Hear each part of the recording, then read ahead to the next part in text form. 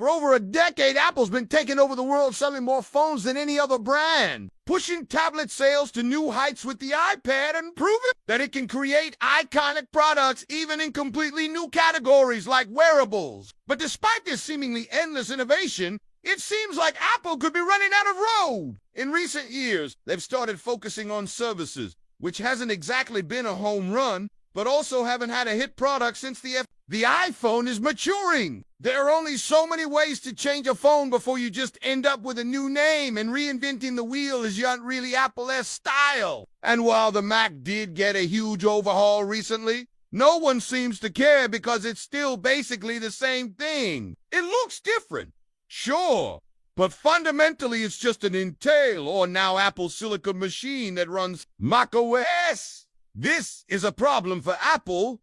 They've built their whole brand on constant innovation. They can't simply rely on the coattails of the iPhone forever. So where do they go from here? What new category can they dominate like they have with smartphones and tablets? Some say virtual reality. After all, Apple has been rumored to be working on a VR headset for years. Others say augmented reality.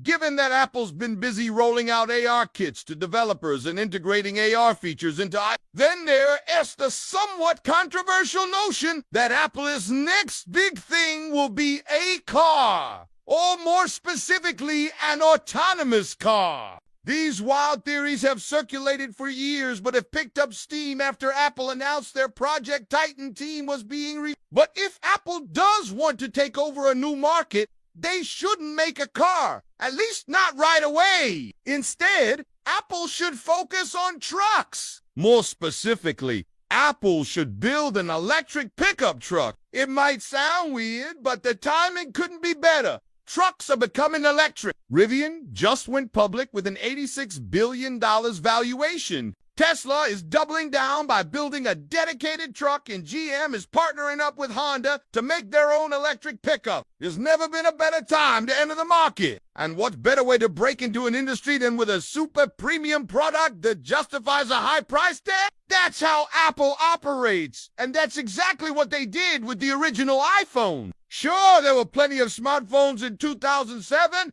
but they were either too expensive or too cheap. Apple came in and changed everything with a premium device that cost more than most, but was worth every penny. And this exact strategy can be applied to the pickup market today. The first step is to find the perfect competitor. And in this case, that would be the Rivian R1T. It's the first modern electric truck and comes with a starting price of $73,000. But don't let that fool you. Most buyers are paying well over $80,000 once you factor in all the added options. And that's precisely why Apple could come in and steal customers. If they made a fully loaded electric truck with all the latest technology, people wouldn't bat an eye at a $100,000 price point. In fact, some truck buyers already spend that much on luxury SUVs. So a $100K electric pickup isn't crazy. And if Apple pulled it off with the same level of quality and design as their cars, they could easily sell 1 million units per year. For perspective,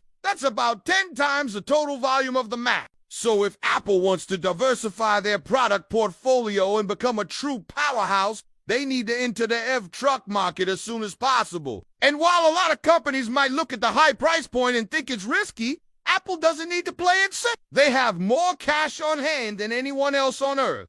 And making a money-losing product is literally never a worry for them. They can afford to lose billions on a new product for years without risking the business. I mean, hell, they spent $10 billion on VR just to kill it before it even got off the ground. So betting big on a new category isn't something that Apple should avoid, especially if there's evidence that the market is growing. That's exactly what we're seeing in China, wherever trucks are having a moment. Companies are hopping on the trend to reduce emissions and costs and increase efficiency. For example, Chinese EV startup Xiao's recently partnered with Amazon to supply 10,000 electric delivery vans. Meanwhile, another EV maker named Candy has launched an electric pickup called the King Kong that starts at $45,000. Of course, those prices don't account for battery costs or subsidies, but the trend is clear. People are buying electric trucks in China, and Apple needs to be a part of that. Now,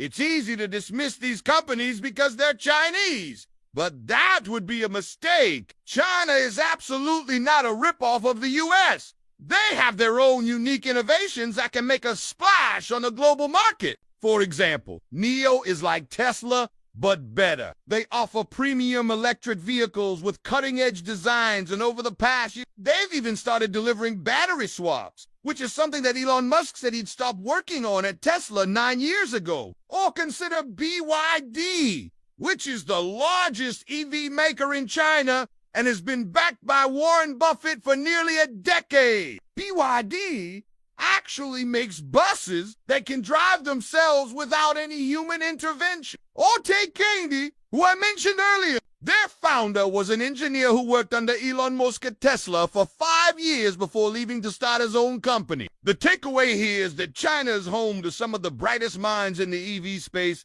and Apple should take advantage of that by working with companies like Candy to bring their existing technology to the US, or even better use this opportunity to open up an R&D facility in China. They could hire some of the best local talent and develop an electric truck from scratch that takes the global market by storm. We've seen Apple do this before with their iPhone. At first, they were just copying what Nokia was already doing, giving them a fresh coat of paint and adding a couple extra features. But eventually, they started creating their own components like the A-series chips and developing their own software features.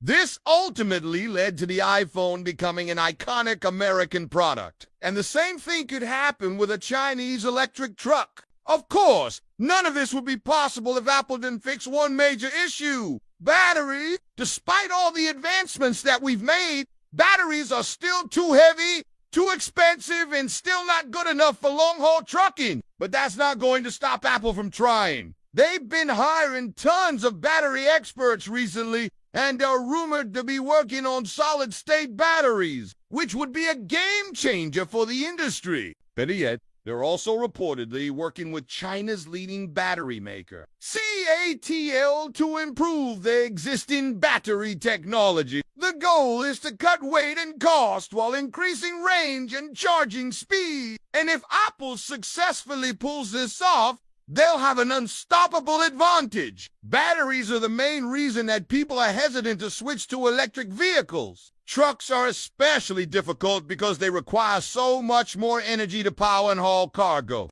Having a cheaper, lighter, and faster charging battery would significantly shorten the time it takes to recharge, allowing drivers to work longer hours. It would also make the entire truck more efficient, allowing them to carry more cargo while reducing the amount of fuel they consume. So, if Apple wanted to revolutionize the trucking industry, making better batteries would be a great place to start. And that's how Apple could take over the world again. By creating an entirely new product category like they did with the iPhone, they can tap into a massive addressable market that currently doesn't exist. So far, we've only seen two: the smartphone and the tablet. Who knows? Maybe the next category will be electric trucks. Speaking of Electra, what's the most Electra thing about you? My answer is definitely my hairline. Anyways, besides that, I'll see you guys on the next one.